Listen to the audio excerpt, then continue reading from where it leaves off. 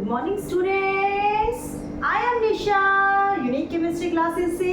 आज आपको बता रही हूँ types of the chemical reaction. शुरू के 2 लेक्चर्स में यानी पहले 2 लेक्चर्स में हम केमिकल रिएक्शंस क्या होती हैं, रिएक्टेंट क्या होते हैं, प्रोडक्ट क्या होते हैं, केमिकल रिएक्शन की कैरेक्टरिस्टिक्स क्या होती है, केमिकल रिएक्शन को केमिकल इक्वेशन कब बोलेंगे, केमिकल इक्वेशंस को बैलेंस कैसे करेंगे and what are the limitations of the chemical equation, ये सब कुछ डिटेल में पढ़ चुके हैं। अगर आप ये सब कुछ पढ़ना चाहते हैं, समझना चाहते हैं तो आप मेरे लेक्चर्स को, पीछे वाले लेक्चर्स को देख सकते हैं। Okay, now the third lecture जिसमें हमें देखना है types of the chemical reaction. देखिए, केमिकल चेंजेस के बेसिस पर हमने केमिकल रिएक्शंस को 5 हिस्सों में बांटा है। वैसे बेसिकली तो 5 ही होते हैं, लेकिन कई बुक्स में आपको 7 भी बता दिए जाएंगे। ठीक है, तो बेसिकली आपके 5 बेसिक टाइप्स हैं केमिकल रिएक्शंस के। जो केमिकल रिएक्शंस हैं वो आपको केमिकल जो चेंजेस हैं उनके बेसिस पे 5 हिस्सों में उनको बांटा गया है। कौन सी 5 हैं बेटा, वो हम डिटेल में पढ़ेंगे एक एक करके। जो पहली केमिकल रिएक्शन है वो है आपकी बेटा कॉम्बिनेशन रिएक्शन। कौन सी रिएक्शन है बेटा? Combination reaction. अब कॉम्बिनेशन रिएक्शन की बात करें बेटा, नाम से पता चल रहा है कॉम्बिनेशन रिएक्शन मतलब इसमें क्या होता है कि हमारे जो रिएक्टेंट मॉलिक्यूल्स हैं वो कंबाइन हो जाते हैं, जुड़ जाते हैं, है ना। तो क्या कहेंगे हम आप यहाँ पे, these are the reactions in which 2 और more than 2 reactants combine to form the single product. जैसे आपको मान लीजिए आपने ये 2 रिएक्टेंट्स लिए बेटा, ए और बी, 2 रिएक्टेंट्स लिए, ये दोनों कंबाइन करेंगे किसी भी तरीके से, आपको एक सिंगल प्रोडक्ट यहाँ पर सी दे देंगे। ठीक है, सो क्या कहेंगे आप यहाँ पे बेटा, these are the types of the reaction, या these are the reactions in which 2 or more than 2 reactants combine to form a single product। आसान सा है बिल्कुल बेटा कि कॉम्बिनेशन मतलब जुड़ना, कंबाइन होना, कि 2 या 2 से ज़्यादा रिएक्टेंट बिल्कुल सिंपल से मॉलिक्यूल होंगे आपके, they will combine to form a single product. ठीक है, एक सिंगल ही प्रोडक्ट मिलेगा यहाँ पर आपको, बाय प्रोडक्ट नहीं मिलेगा कोई साइड में, that is a single product. तो यहाँ पे क्या होगा, जैसे इस टाइप की रिएक्शन को हम बोलते हैं कॉम्बिनेशन रिएक्शन। अब बेटा देखिए, कॉम्बिनेशन हो रहा है तो कॉम्बिनेशन का कहाँ हो सकता है, 2 एलिमेंट्स के बीच में हो सकता है, 2 कंपाउंड्स के बीच में हो सकता है, या हो सकता है एक एलिमेंट और एक कंपाउंड के बीच में हो जाए। चलिए एक एक करके देखते हैं। कॉम्बिनेशन आपका देखो 3 प्रकार का हो सकता है बेटा। It may be combine with element with element. ठीक है, एक एलिमेंट एक दूसरे एलिमेंट के साथ कंबाइन करके प्रोडक्ट की फॉर्मेशन आपको दे दो। ठीक है, या हो सकता है एक एलिमेंट एक कंपाउंड के साथ जुड़ के आपको प्रोडक्ट की फॉर्मेशन दे दे, या फिर एक कंपाउंड दूसरे कंपाउंड के साथ जुड़ के आपको प्रोडक्ट की फॉर्मेशन करके यहाँ पे दे सकता है। तो 3 तरीके से हो सकता है कॉम्बिनेशन। देखिए, एलिमेंट कंपाउंड के साथ, कंपाउंड कंपाउंड के साथ, या एलिमेंट एलिमेंट के साथ। तो यहाँ पर अगर हम देखिए, एक एलिमेंट दूसरे एलिमेंट के साथ जुड़ के आपको प्रोडक्ट की फॉर्मेशन करके दे रहा है। बहुत ही बढ़िया एग्जांपल, इसका बहुत बार पढ़ चुके हैं आप, पीछे भी। मैग्नीशियम है बेटा, एयर के प्रेजेंस में बर्न करते हैं इसको, ऑक्सीजन की प्रेजेंस में बर्न करते हैं, that will give you magnesium oxide. देखिए, this is magnesium element, this is oxygen element, both combine to form the compound, that is magnesium oxide.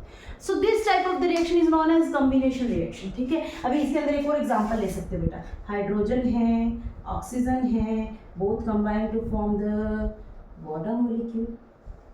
Is it? Both combine to form the water molecule. तो यहाँ पे क्या है बेटा, दोनों element, देखिए ये भी हाइड्रोजन का एलिमेंट है, ये ऑक्सीजन का एलिमेंट है, फॉर्मिंग ए वाटर मॉलिक्यूल।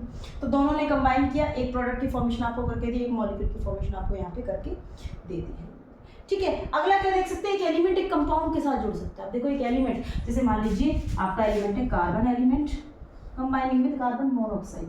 आपने कार्बन ले लिया एक्सेस में, कार्बन मोनोऑक्साइड की प्रेजेंस में, तो वो क्या हुआ, सॉरी बेटा, क्या लिया आपने, ऑक्सीजन ले लिया कार्बन मोनोऑक्साइड की प्रेजेंस में एक्सेस में, क्या हुआ यहाँ पे, this is element, this is compound, combine to form carbon dioxide, combine to form carbon dioxide. ठीक है, तो इस तरीके से कार्बन डाइऑक्साइड एक कंपाउंड कॉम्बिनेशन हो गया, कंपाउंड की फॉर्मेशन आपकी यहाँ पर हो गई।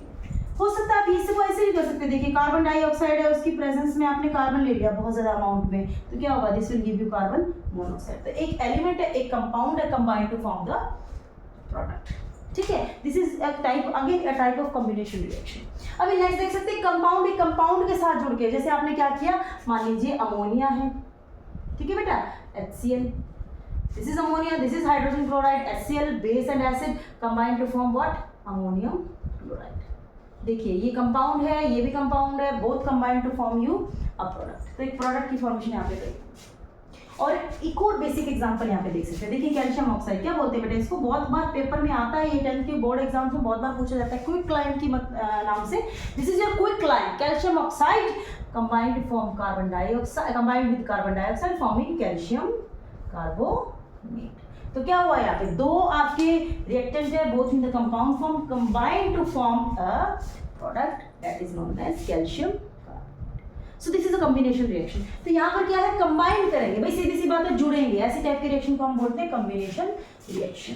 ठीक है बेटा, तो कॉम्बिनेशन रिएक्शन में क्या करना है आपको, दो या दो से ज्यादा रिएक्टेंट जोड़ने हैं और एक सिंगल प्रोडक्ट की फॉर्मेशन करनी है। एक ही प्रोडक्ट बनना चाहिए बेटा, उससे ज्यादा नहीं, एक सिंगल प्रोडक्ट की फॉर्मेशन करनी है, that is a combination reaction. उसको क्या बोलते हैं बेटा, कॉम्बिनेशन रिएक्शन के नाम से जानते हैं। ठीक है, सेकंड आपके रिएक्शन आप क्या लिख सकते हैं, देखिए second type of the reaction is your decomposition reaction. नाम से पता चल रहा होगा बच्चे, बहुत समझदार हो तुम। डीकंपोजिशन रिएक्शन, डीकंपोजिशन मतलब डिकम्पोज होना, डिकम्पोज होना मतलब टूटना। ठीक है, तो यहाँ पे क्या है, जैसे कॉम्बिनेशन में क्या था, दो या दो से ज्यादा रिएक्टेंट जो है जुड़ के एक सिंगल प्रोडक्ट की फॉर्मेशन आपको करके दे देते, उसका जस्ट रिवर्स, एक सिंगल रिएक्टेंट आपको दो या दो से ज्यादा सिंपल प्रोडक्ट्स की फॉर्मेशन यहाँ पे करके देगा। तो जैसे आप क्या कर सकते हैं, यहाँ पे देखिए डिकम्पोजिशन है, सीधी सी बात है, हमें तोड़ना है, किसी भी चीज को तोड़ने में हमें एनर्जी लगानी पड़ती है। कैसे समझेंगे इस बात को, मान लो दोस्ती है किसी की आपस में, बहुत जबरदस्त दोस्ती है, हमें उस दोस्ती में दरार डालनी है, कुछ ना कुछ आप टेक्निक्स लगाओगे, ऐसे एनर्जी लगाओगे। इसी तरीके से रिएक्शन के अंदर भी हमें तोड़नी है ना दोस्ती, हमें प्रोडक्ट बनाना है रिएक्टेंट से, एक सिंगल रिएक्टेंट से बहुत सारे प्रोडक्ट बना के आने हैं, तो वहाँ पे क्या लगानी पड़ेगी, एनर्जी। तो एक बात ध्यान रखना, decomposition reactions are always endothermic in nature. Decomposition reactions are always endothermic in nature. अब देखो एनर्जी लगानी है हम किस किस फॉर्म में लगा सकते हैं बेटा, हम तीन तरीके से लगा सकते हैं। हम सनलाइट की फॉर्म में भी लगा सकते हैं, हम हीट की फॉर्म में भी लगा सकते हैं, हम इलेक्ट्रिसिटी की फॉर्म में भी लगा सकते हैं। ठीक है बेटा, अगर हम ये लगाते हैं सनलाइट की फॉर्म में तो इसको बोलते हैं बेटा photochemical decomposition. Photo word is related to the light, ठीक है, this is known as photochemical decomposition. Photo word is related to light, जैसे आप फोटोसिंथेसिस करते हो ना, लाइट से सिंथेसाइज किया है, जो पेड़ हैं हमारे लाइट को यूज करते हैं, सिंथेसाइज करते हैं फूड को, that is known as photosynthesis. ऐसे ही थर्मल, ये सॉरी हीट, हीट के लिए क्या वर्ड यूज होता है बेटा हमारी केमिस्ट्री के अंदर, thermal. This is thermal decomposition. Thermal word, therm word is related to what, heat. ठीक है, और यहाँ पे इलेक्ट्रिसिटी यूज करेंगे, इसको बोलेंगे बेटा इलेक्ट्रोलिटिक डिकम्पोजिशन, इसको बोलेंगे इलेक्ट्रोलिटिक डिकम्पोजिशन। चलिए एक एक करके डिटेल में पढ़ते हैं हम क्या क्या होता है।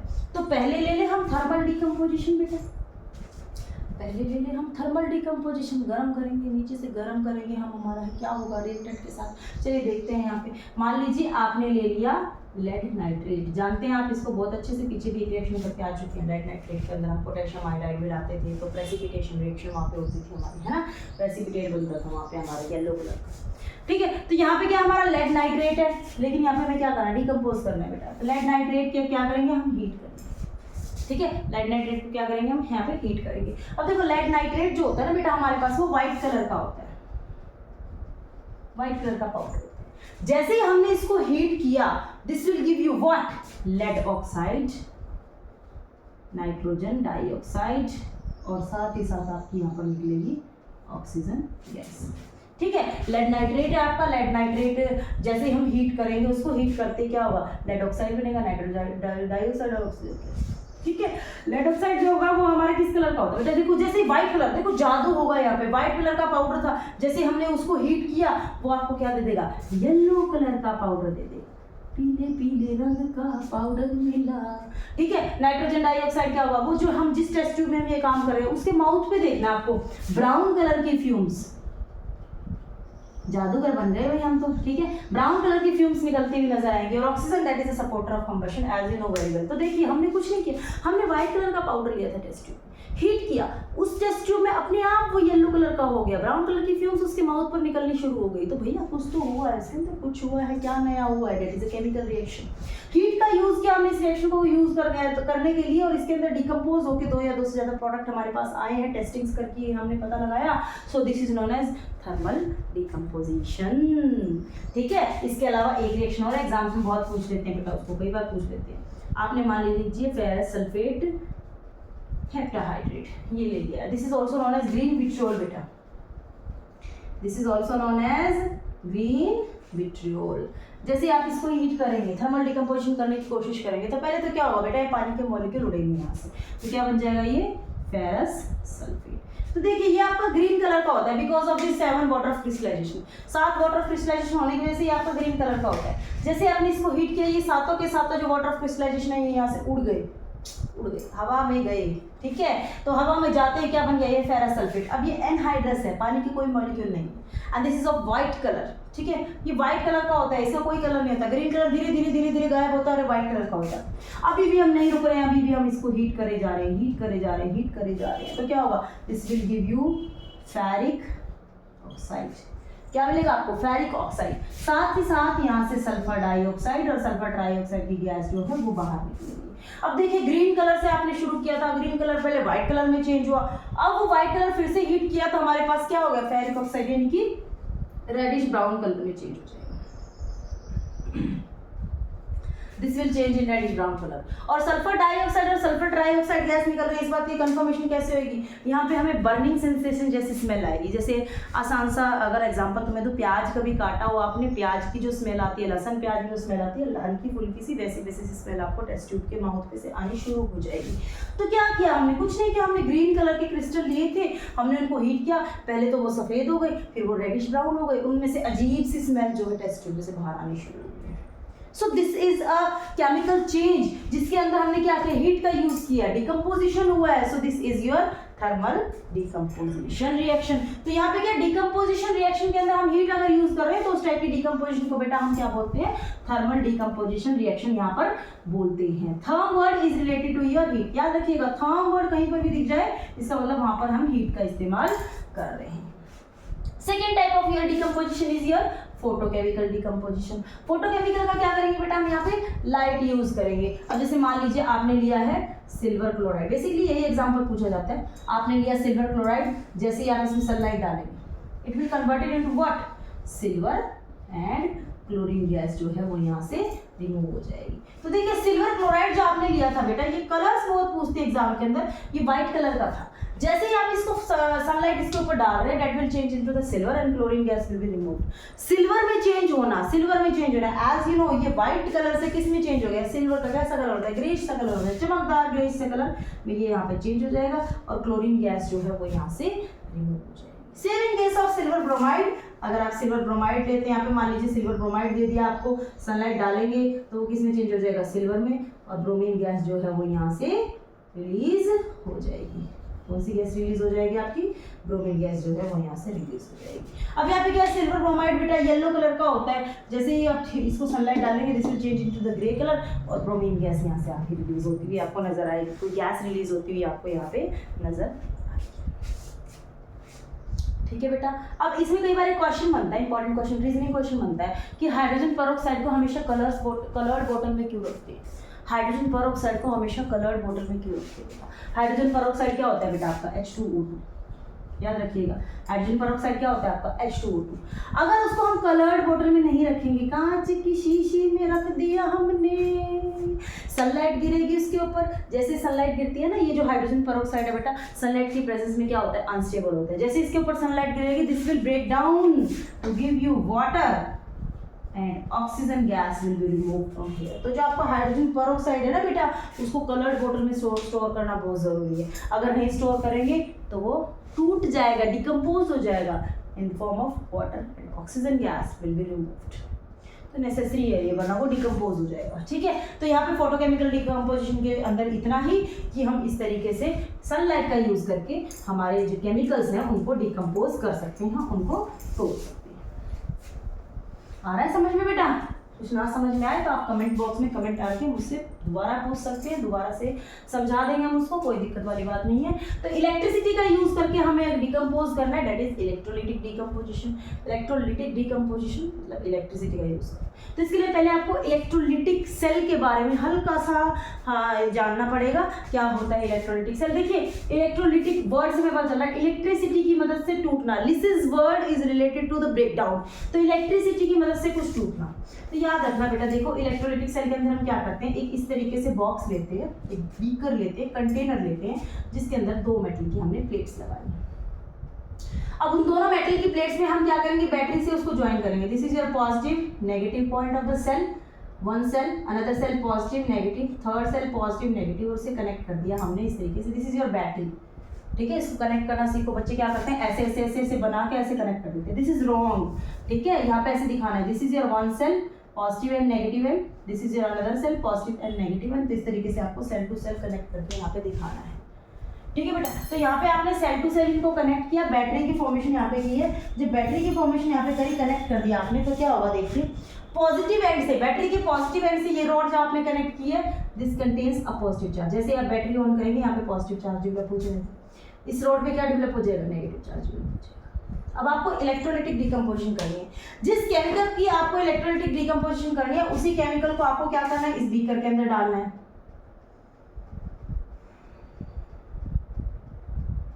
ठीक है। इस बीकर के अंदर वो केमिकल डाल दिया आपने, जिसकी भी इलेक्ट्रोलिटिक डिकम्पोजिशन करनी है। अब यहाँ पे क्या, जो भी आपने केमिकल डाला, जो भी आपने सॉल्ट डाला है, ऑब्वियसली सॉल्ट के अंदर भी पॉजिटिव नेगेटिव जो है हमारे आयंस होंगे, पॉजिटिव नेगेटिव आयंस। मान लीजिए यहाँ पे आपने पानी का एग्जांपल ले लेते हैं, जो आपको यहाँ पे पानी आपने डिकम्पोज करके यहाँ पे दिखाना है, पानी आपने यहाँ पे डाल दिया। As you know what is the bad conductor of electricity, तो हल्का सा एसिड डाल देते हैं बेटा इसके अंदर, याद रखना ये बात। What is the bad conductor, pure water is the bad conductor of electricity, तो हल्का सा एसिड डाल देंगे इसके अंदर, हल्का सा एसिड डाल देंगे तो अब यहाँ पे क्या हो जाएगा, इलेक्ट्रिसिटी जो है पास हो जाएगी बहुत इजीली। अब देखिए पानी है, तो पानी के अंदर कौन से आयन होते हैं, H2O के अंदर H positive and OH negative. अब यहाँ पे क्या है, जो पॉजिटिव एंड की ट्यूब है, देखिए सॉरी, जो पॉजिटिव एंड की प्लेट है उसकी तरफ नेगेटिव भागेगा, और नेगेटिव वाले की तरफ कौन भागेगा, पॉजिटिव। तो OH नेगेटिव तो इस प्लेट की तरफ भागेगा, H पॉजिटिव उस प्लेट की तरफ भागेगा। तो अब इस प्लेट पे देखो, पॉजिटिव एंड वाली प्लेट को बोलते हैं बेटा एनोड। क्यों बोलते हैं, ये आगे भी आपको डिटेल में बताएंगे रेडॉक्स रिएक्शंस के अंदर, कि एनोड हमेशा याद रखना बेटा, एनोड पर हमेशा क्या होती है, ऑक्सीडेशन होती है। याद कैसे रखोगे, ए ओ दोनों वोवल है, ए ओ, एनोड पे ऑक्सीडेशन होती है हमेशा, both are the vowels, vowels हमेशा साथ रखने हैं। एनोड पर हमेशा क्या होती है बेटा, ऑक्सीडेशन होती है। अब बेटा ऑक्सीडेशन किसकी होगी, आगे भी पढ़ेंगे हम रेडॉक्स के अंदर, आपको बता देते हैं। ऑक्सीडेशन का क्या मतलब होता है, किसी एटम के द्वारा इलेक्ट्रॉन छोड़ना। रिडक्शन का मतलब होता है किसी एटम के द्वारा इलेक्ट्रॉन को लेना। अब कोई एटम अगर इलेक्ट्रॉन को छोड़ रहा है बहुत आसान से, भैया उसके पास फालतू होगा, एक्स्ट्रा होगा, तभी तो छोड़ रहा है।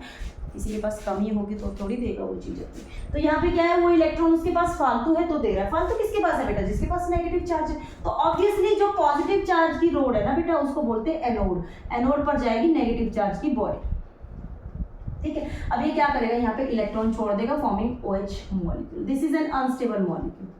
स्टेबिलिटी तो हर कोई गेन करना चाहता है ना। तो यहाँ पे क्या होता है बेटा, 4 OH नेगेटिव आते हैं नोड पर, 4 OH के मॉलिक्यूल बनते हैं और 4 इलेक्ट्रॉन यहाँ पर छूटते हैं। ये जो 4 OH होते हैं ना, अनस्टेबल मॉलिक्यूल जो आपके होते हैं, this will convert to give you water and oxygen gas. यहाँ से इज इट। तो एनोड पर होती है ऑक्सीडेशन, और एनोड पर कौन सी गैस रिलीज होती है बेटा, ऑक्सीजन गैस। और साथ ही साथ कितने इलेक्ट्रॉन निकलते हैं बेटा, 4 इलेक्ट्रॉन, ठीक है। इसको याद कैसे रखोगे, शॉर्टकट बताऊंगी, इसको याद कैसे रखोगे, पाओ।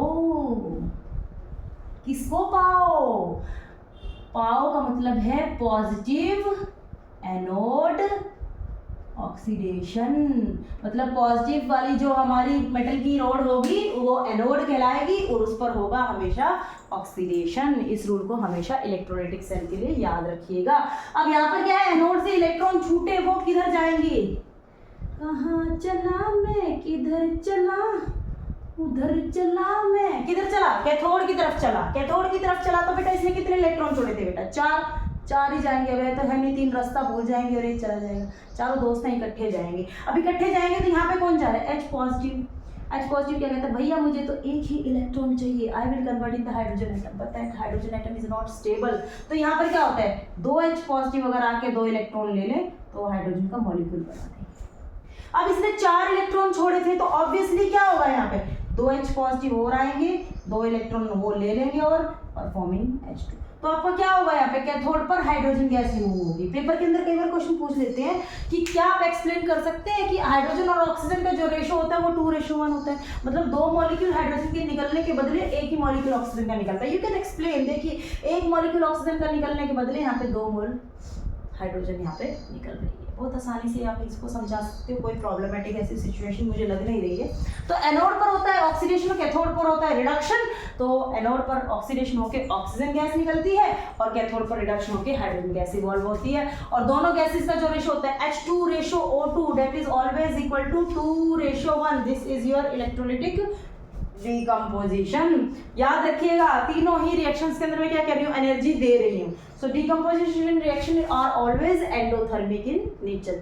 एंडोथर्मिक मतलब एंडो मतलब अंदर, thermic therm word is related to heat, मतलब हीट क्या होता है वो अंदर की तरफ क्या करता है एब्जॉर्ब करता है, मतलब उसको हीट चाहिए रिएक्शन को करने के लिए। That type of the reaction is known as decomposition reaction.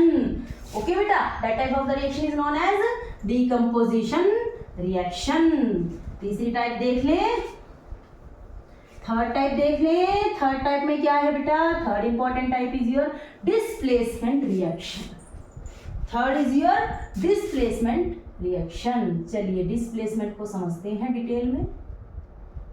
Displacement reaction, displace करते हैं किसी को अपनी जगह से उसकी जगह से हटा देना, ठीक है, डिस्प्लेस करते हैं। तो यहाँ पे क्या होगा देखिए, जैसे मान लीजिए ये है आपका जिंक मेटल और आपका सॉल्यूशन है कॉपर सल्फेट का, ठीक है। जिंक आपका क्या है मेटल सॉलिड और आपका सॉल्यूशन है कॉपर सल्फेट का। जैसे जिंक में आपने कॉपर सल्फेट डाला तो क्या बनता है, this will give you zinc sulphate, solution के अंदर आ जाएगा और कॉपर जो मेटल है वो आपकी अलग निकल जाएगी। कॉपर जो मेटल है वो आपकी अलग निकल जाएगी। तो यहाँ पे क्या हुआ, कॉपर को उसकी जगह से जिंक ने हटा दिया, खुद बैठ गया और कॉपर को बाहर निकाल दिया। That type of the reaction is displacement reaction, यानी किसी भी मेटल को उसके सॉल्यूशन के अंदर से निकाल के बाहर फेंकना और खुद बैठ जाना, ठीक है।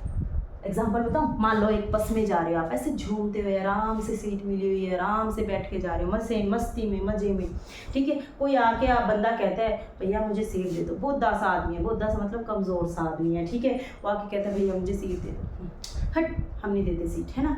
और वहीं पर अगर आके कोई पहलवान कहते हाँ भाई सीट दे खड़ा हो, अरे फटाफट से खड़े हो जाएंगे, राइट। तो यहाँ पे क्या है, क्योंकि वो ज़्यादा आपसे ताकतवर था तो आपने बहुत इजीली सीट दे दी। ये मैं क्यों समझा रही हूँ, क्योंकि देख लीजिए मान लीजिए इस रिएक्शन को मैं ऐसे दे दूँ, कॉपर प्लस में zinc sulphate, is this possible कि कॉपर जिंक को हटा दे, no, there is no reaction. तो आपको कैसे पता लगेगा कि कौन सा मेटल दूसरे को डिस्प्लेस करेगा और कौन सा नहीं करेगा। तो इसके लिए आपको क्या, कौन सा मतलब कौन सा मेटल ताकतवर है जो उसको अपनी सीट से हटा सके। सो उसके लिए आपको याद करनी पड़ेगी बेटा एक्टिविटी सीरीज। एक एक्टिविटी सीरीज आपको याद करनी पड़ती है। वो एक्टिविटी सीरीज आप कैसे याद करोगे, देखिए आराम से, बिल्कुल आराम से याद करवा सकते हैं हम। कैसे होगा देखो, this is potassium, sodium, barium, calcium, magnesium, aluminium, zinc, iron, nickel, tin, lead, hydrogen, copper, mercury, silver, gold, platinum. अब कहोगे मैम इतने कैसे याद रखें, हमें तो नहीं याद रहेंगे, आप तो मैडम हो आपको याद हो, है ना। तो यहाँ पे क्या याद करने का बेटा, इसको एक टेबल है, कोड है इसका। क्या कोड है बेटा, देखो, काशीनाथ बाबा का माली आलू जरा फीके नहीं स्पाइसी पकाता है, कौन है आगे आओ, ठीक है। काशीनाथ बाबा, सॉरी यस भी नहीं, टिन है, यस है। काशीनाथ बाबा का माली आलू जरा फीके नहीं स्पाइसी पकाता है, कौन है आगे आओ। एंड लास्ट में प्लेटिनम, जो ऊपर मेटल रखा हुआ है वो ज्यादा एक्टिव है, जैसे जैसे हम नीचे जाते जा रहे हैं एक्टिविटी कम होती जा रही है, मतलब ऊपर वाला मेटल नीचे वाले मेटल को उसकी जगह से डिस्प्लेस कर सकता है, बट नीचे वाला मेटल ऊपर वाले मेटल को उसकी जगह से डिस्प्लेस नहीं कर सकता है। That type of the reaction is known as displacement reaction। तो आपको यहाँ पे क्या कंफ्यूज करने के लिए इस तरीके से भी रिएक्शन दी जा सकती है बोर्ड के अंदर। भाई आपको लगेगा डिस्प्लेसमेंट रिएक्शन है, भाई डिस्प्लेस कर दीजिए जल्दी से, है ना, बट आपको उसमें ये चेक करना पड़ेगा कि कौन सा ज्यादा एक्टिव है, कौन सी कम एक्टिव है। अब यहाँ पे एक रिएक्शन बहुत इंपॉर्टेंट रिएक्शन बेटा, उसको एल्यूमिनोथर्मी, ये मेटल नॉन मेटल के अंदर भी आएगी, वहां भी बताएंगे। एल्यूमिनोथर्मी या फिर वेल्डिंग या फिर थर्माइट रिएक्शन के नाम से जानते हैं। क्या होता है बेटा उसके अंदर, देखिए एल्यूमिनियम का ऑक्साइड होता है। एल्यूमिनियम का ऑक्साइड जो है हमारा, देखो जब हमारा क्या होता है, जब सॉरी एल्यूमिनियम में नहीं, आयरन का ऑक्साइड होता है। वेल्डिंग बोल रहे हैं बेटा इसको। वेल्डिंग किसकी करवाते हो आप, लोहे की। लोहे में जब कोई क्रैक आ जाता है, टूट जाता है, तो आप वेल्ड करवा लेते हो उसको। वेल्ड क्या करते हैं आप, लोहा एनवायरनमेंट में पड़ा हुआ है तो ऑब्वियसली ऑक्साइड की फॉर्म में बैठेगा। आयरन का ऑक्साइड है, क्या करते हैं हम, एल्यूमिनियम। आपने देखा होगा भी वेल्डिंग करते हुए, तो उनके पास एक वायर सी होती है जिसमें से एल्यूमिनियम जो है वो रिलीज आउट हो रहा होता है, और वहाँ पे जो स्पार्कल्स भी हो रहे होते हैं, मतलब बहुत ज़्यादा टेम्परेचर भी उन्होंने ले रखा होता है। तो क्या करते हैं, एल्यूमिनियम के प्रेजेंस में इसको हीट करते हैं।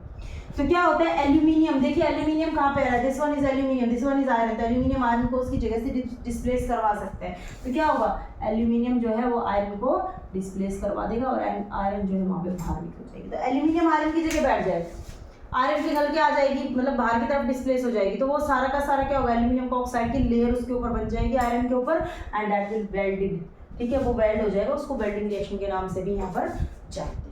तो ये इस तरीके से यहाँ पे वेल्डिंग जो है की जा सकती है। This is your molten iron, पिघल गया, आपका बहुत ज्यादा इग्निशन टेम्परेचर रखा है, और कोई चीज पिघल के बिल्कुल क्या होती है, जुड़ जाती है, और उसके ऊपर एल्यूमिनियम ऑक्साइड की लेयर वहाँ पे बन जाएगी। This type of the reaction is your what, displacement reaction. Third type कर लिया बेटा हमने, डिस्प्लेसमेंट रिएक्शन।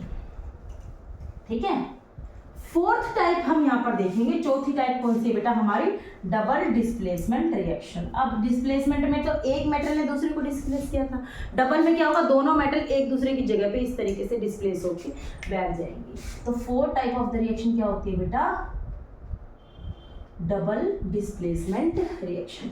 अब डबल डिस्प्लेसमेंट में क्या है, देखो जैसे हम एग्जांपल ले लेते हैं। मान लो आपने ले लिया बेरियम क्लोराइड और सोडियम सल्फेट। आपने क्या ले लिया, बेरियम क्लोराइड ले लिया और सोडियम सल्फेट, दोनों का आपने क्या ले लिया, सॉल्यूशन ले लिया, बेरियम क्लोराइड का और सोडियम सल्फेट। जैसे आप क्या करेंगे, इनको मिक्स करेंगे आपस में। बेरियम क्लोराइड को और सोडियम सल्फेट को आपने मिक्स किया, क्या बन जाएगा यहाँ पे बेटा, बेरियम सल्फेट बन जाएगा और सोडियम क्लोराइड बन जाएगा।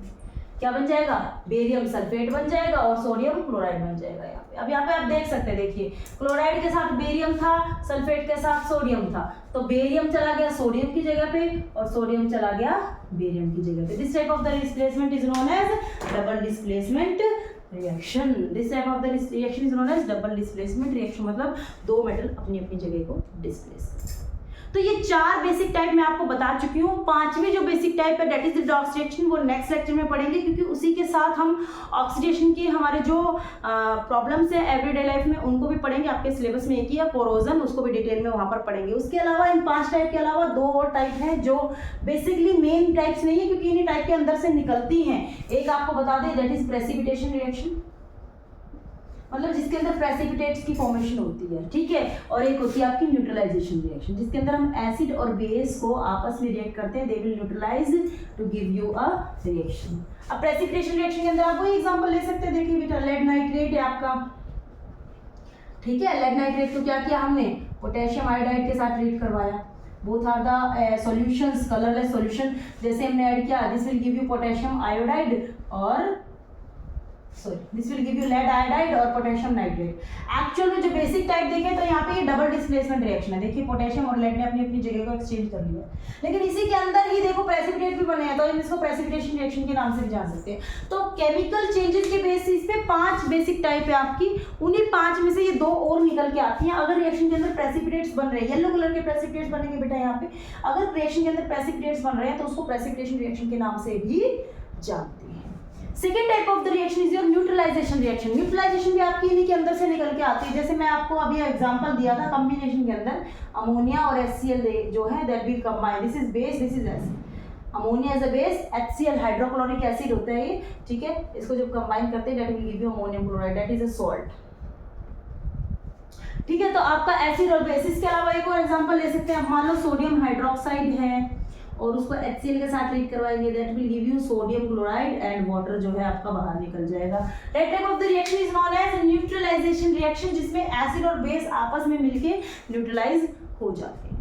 तो 4 बेसिक टाइप आपको आज की वीडियो लेक्चर में बताए हैं। कौन सी कॉम्बिनेशन, जुड़ जाना, डिकम्पोज, टूटना, डिस्प्लेसमेंट एक मेटल का दूसरे मेटल को उसके सॉल्यूशन में से हटाना, एंड डबल डिस्प्लेसमेंट दोनों मेटल्स का अपनी अपनी जगह को एक्सचेंज करना। That 4 basic types. उनके अलावा इन्हीं में से 2 टाइप्स और निकल के आती है, न्यूट्रलाइजेशन और प्रेसिपिटेशन रिएक्शन। प्रेसिपिटेशन के अंदर इसमें प्रेसिपिटेट बनते हैं और न्यूट्रलाइजेशन जिसके अंदर एसिड और बेस मिलके आपस में कंबाइन करके एक दूसरे को न्यूट्रलाइज करते हैं। These are the types of the reaction। एक बेसिक टाइप आपकी रह गई है, that we will study in the next lecture, ठीक है। उसको वहां पर डिटेल में पढ़ेंगे। आज के लिए इतना ही। इतना अगर आपको समझ में आता है तो मेरे चैनल को लाइक कीजिए, सब्सक्राइब कीजिए। कुछ समझ में आपको नहीं आ रहा है, कहीं किसी पॉइंट पे प्रॉब्लम आ रही है, you can comment and ask the questions, I will clarify that. और अगर आपको सब कुछ क्लियर हुआ है तो प्लीज मेरे चैनल को लाइक कीजिए, सब्सक्राइब कीजिए। Thank you.